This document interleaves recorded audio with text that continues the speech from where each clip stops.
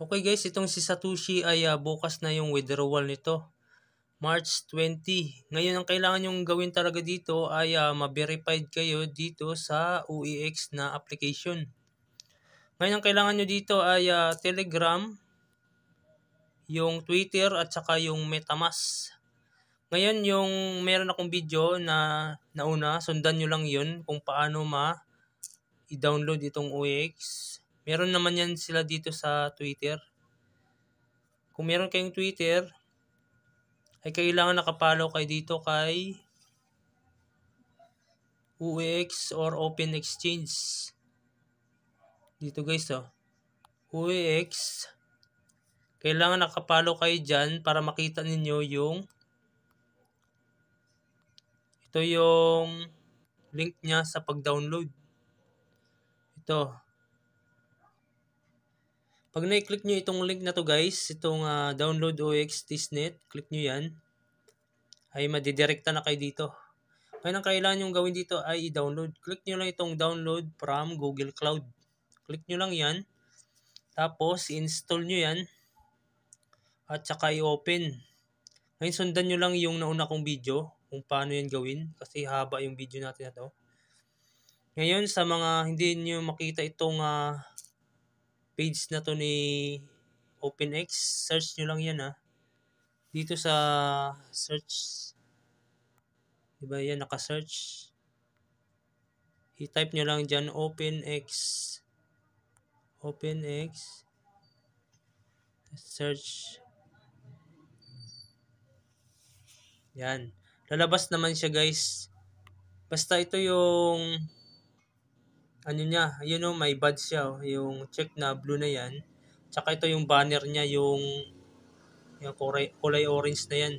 Yan yung kailangan yung i-click tapos i-follow nyo sila. I-click nyo yung follow.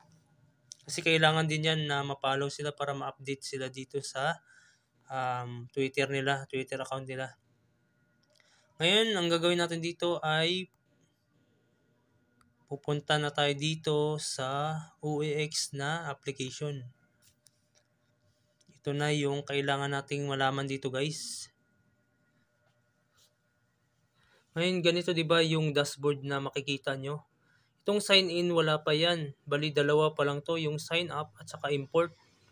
Ang kailangan nyo ditong gawin ay import. Ngayon ang gagawin natin ay pupunta muna tayo sa MetaMask. Dito sa MetaMask, kukunin natin yung private key natin dito.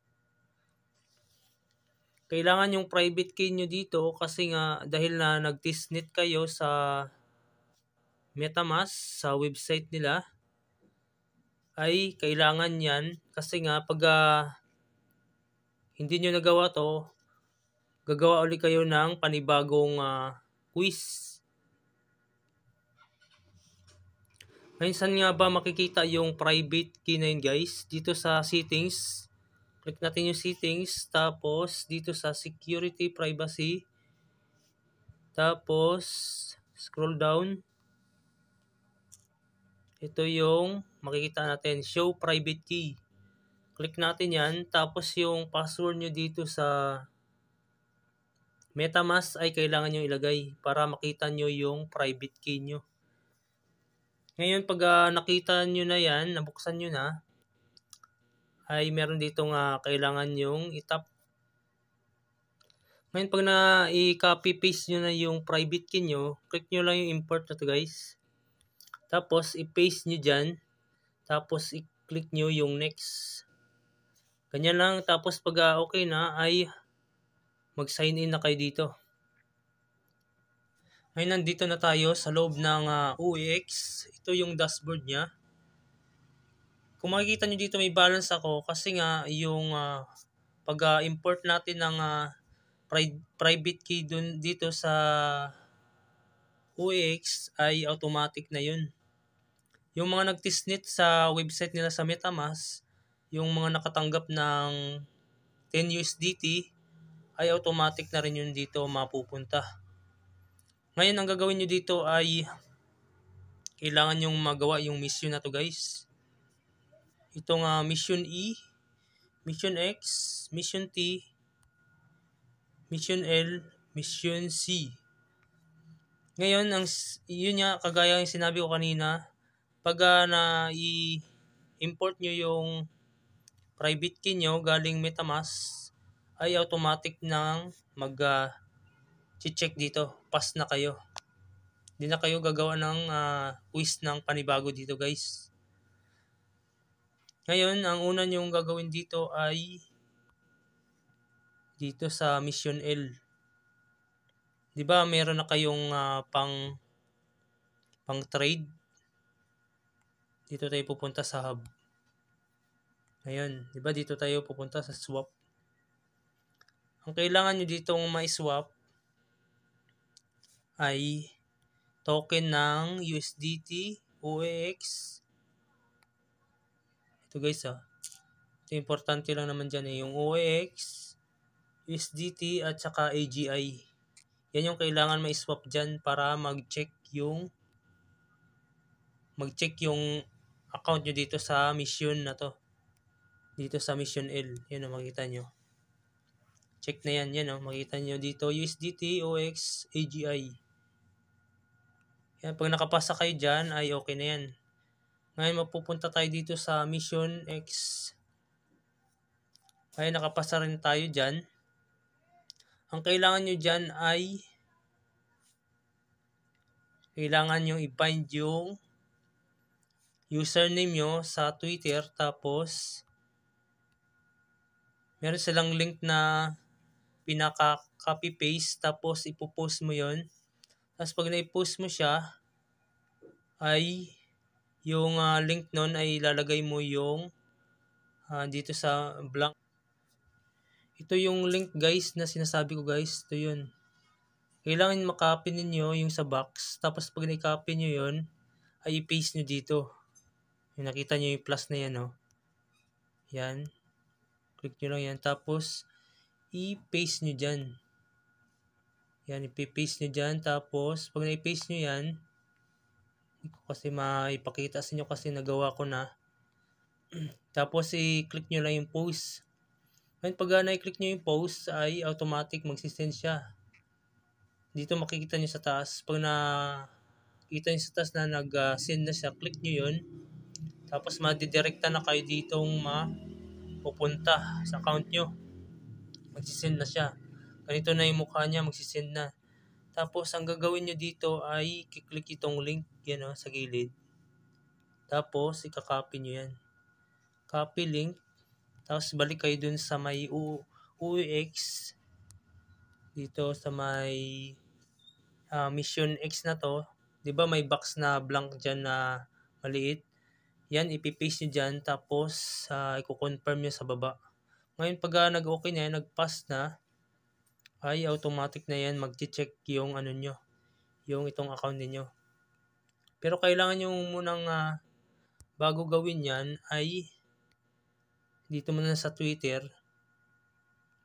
Kailangan nyo munang i-follow nyo itong si AGX na to guys. So yan. Kailangan i-follow nyo muna to bago kayo gumawa. Kasi nga kailangan kompleto yung follow nyo.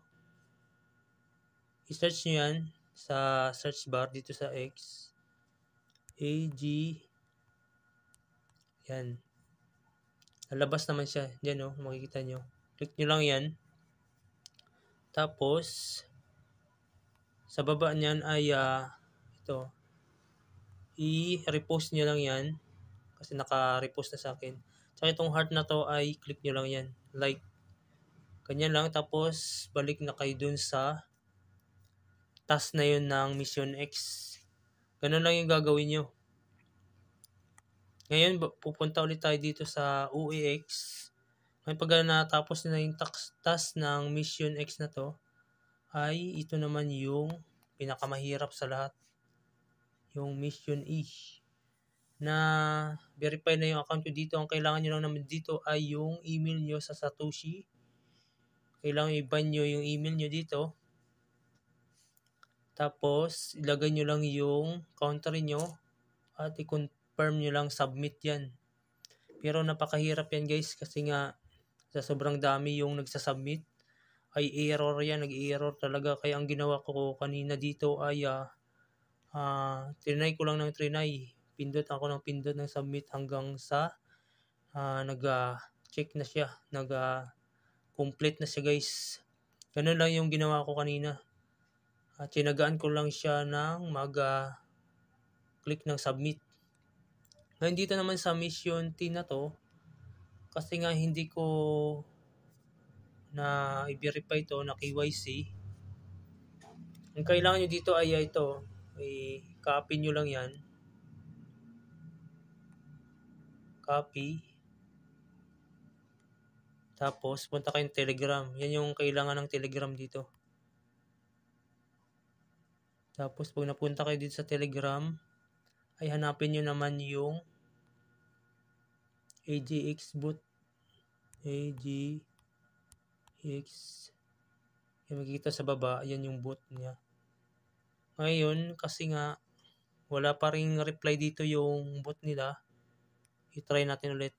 Paste para makita nyo kung paano gawin. Ngayon wala kayong makita, di ba? Kasi nga sa sobrang dami nag-send sa kanila. Click natin yung send. Dito yung send na yan. Check. Yan. Ba nag-check na siya. Yan yung kailangan yung gawin dyan. Yung i-bind yung itong wallet address nyo dito sa bot nila sa may Telegram. Click nyo lang dito yung address. Yan. Test. Yan. Wala pa rin guys. Wala pa rin kung bukas yan, kung mag-update yan sila, mag-reply yan sila bukas. Try nyo lang.